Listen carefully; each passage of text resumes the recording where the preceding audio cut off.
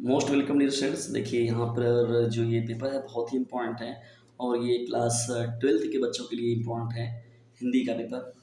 तो वीडियो में अंत तक बने रहिएगा। सभी जो प्रश्न हैं बहुत ही महत्वपूर्ण है और ये आया हुआ पेपर है, ओरिजिनल पेपर है, तो ओरिजिनल पेपर का ज्ञान होना भी बहुत ज़रूरी है। मॉडल पेपर वीडियोस मैंने 2-3 करा रखे हैं, 4-5 ऑलरेडी।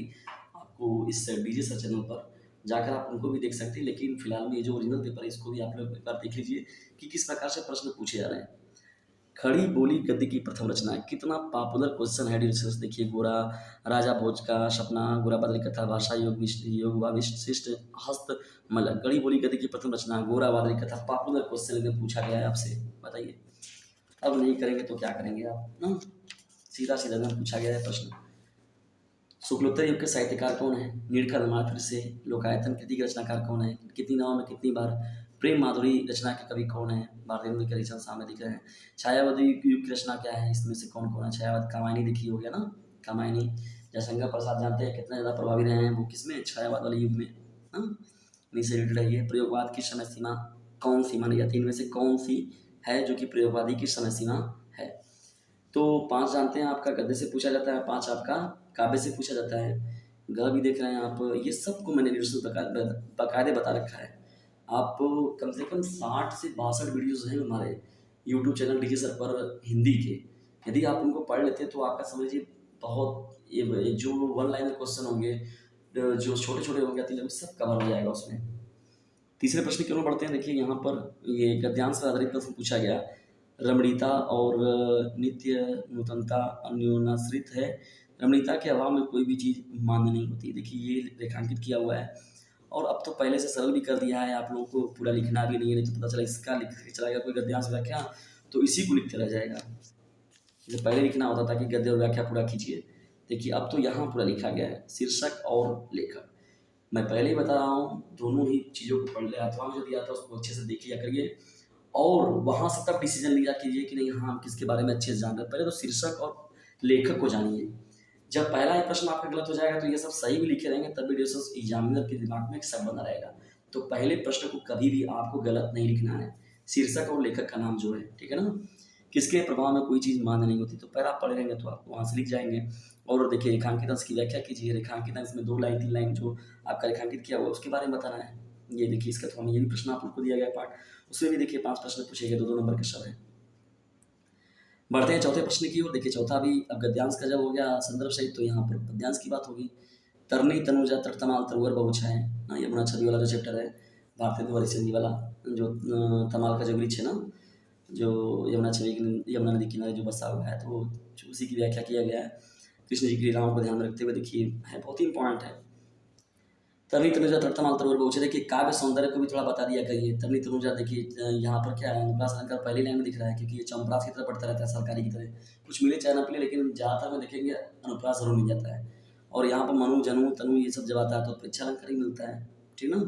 ये सही बातें जो आगे डिस्कशन देखिए पर्याय से प्रयुक्त अलंकार देखिए मैं अभी बता ही रहा था। देखिए प्रश्न भी पूछ दिया गया आपसे।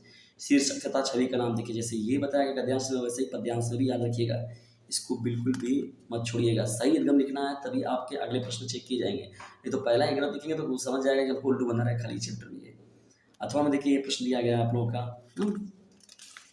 इसमें भी देखिए वही सभी चीज़ें पूछी गई हैं। देखिए दोस्तों यहाँ पर लोग कंफ्यूज होते हैं बच्चे कि लेखक का सर और कवि का किसका याद करें।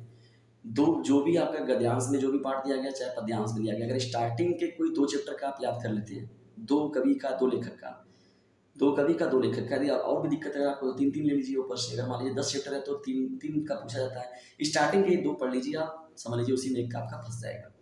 एग्जामिनर बताता है कि बनाता कैसे, वो पहले चैप्टर में बनाता है, बीच वाले से बनाता है और लास्ट वाले से बनाता है।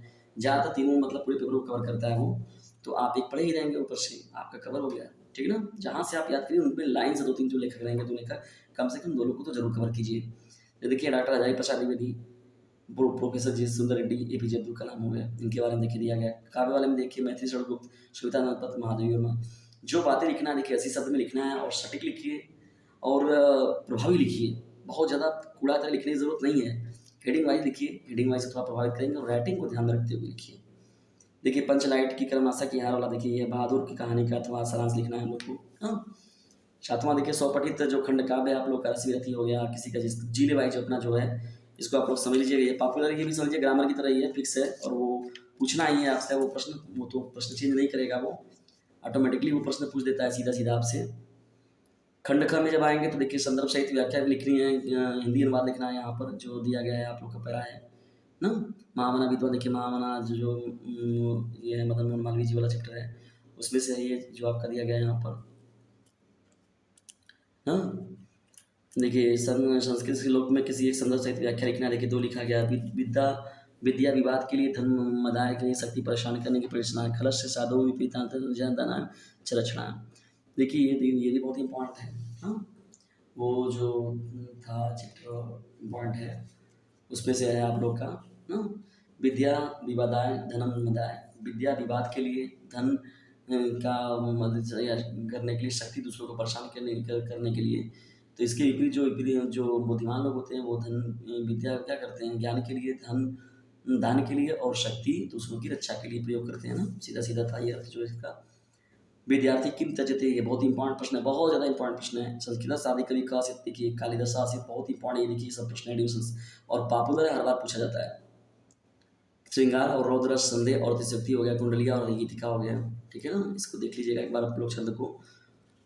और ये जो आप लोग का दिया गया वृक्षारोपण से लाभ, देखिए इस बार, और मैंने वैसे बता रखा है कुछ महत्वपूर्ण जो छंद हैं आप लोग के, अलंकार के बारे में हो गया, तो उनको आप लोग देखते चलिए, और कमेंट बॉक्स में भी अपने राय जरूर रखिए कि क्या हम लोगों से चीज़ें छूट रही हैं और क्या चीज़ें आप लोग को और अच्छे से बतानी चाहिए। और जो हिंदी के मोस्ट इंपॉर्टेंट मैंने लेक्चर दे रखे हैं उसको जाकर जरूर देखिए एक बार, और वीडियो में अंत तक बने रहिए, सभी प्रश्नों के एक बार देख लीजिए, समझ लीजिए। यही पेपर अगर आप एक बार दो बार पलट के जाएंगे, 10 मिनट का वीडियो, लेकिन आपके लिए बहुत हेल्पफुल होगा।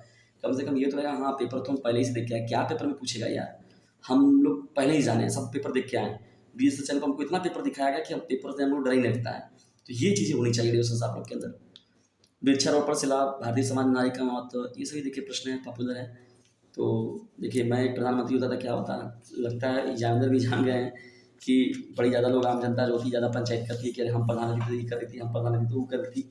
इसीलिए देखिए प्रश्न भी पूछ दिया कि यदि मैं प्रधानमंत्री होता तो क्या होता। सचेतन शरदचंद चयन ना, शरदचंद चयन। तो ये देखिए रसन पूर्णचंद्र, देखिए ये जो है आपका पूरा संधि विच्छेद की बात हो गई, समाज की बात हो गई ना, ये पूरा का पूरा है। आत्मवीर देखिए ये पूरा, अगर शब्द अलंकार याद है आपको तो ये सब कर जाएंगे कवर। और ये भी पूरा वही है आपका नो, किसी एक व्यक्ति संबंधित ये बात है हम लोग का डिस्कस। और ये देखिए किसी दो के हिंदी अनुवाद, ये दो वाक्यों का हिंदी में अनुवाद, ये जो लिखा गया इसका बनाना है, ठीक है ना। इस तरीके से डिस्कस देखिए पेपर आप लोग का होता है कवर। ये एक मॉडल पेपर जो था मोस्ट इंपॉर्टेंट है, ओरिजिनल मॉडल पेपर है, इससे एक अंदाज मिलेगा आप लोग के यहाँ पेपर आपका कैसे पूछा जाएगा। डियर स्टूडेंट्स, वीडियो पसंद आता है इसे लाइक करें, शेयर करें, और चैनल पर जो सब्सक्राइब करना बिल्कुल भी ना भूलें। और जो मैंने नंबर आप लोग को दे रखा है उसका भरपूर लाभ उठाइए, और लोगों को भी लाभान्वित कीजिए। और सबसे महत्वपूर्ण चीज़ें डिस्कस की जो प्लेलिस्ट मेरा बना हुआ है उसको जाकर जरूर देखिए, क्योंकि एक कहावत सुने आपकी, जो अब पछताए का हो जब चिड़िया चुग गई खेत, तो वैसा ना आए डिस्टेंस नौबत, उससे पहले ही आप लोग देख लीजिए।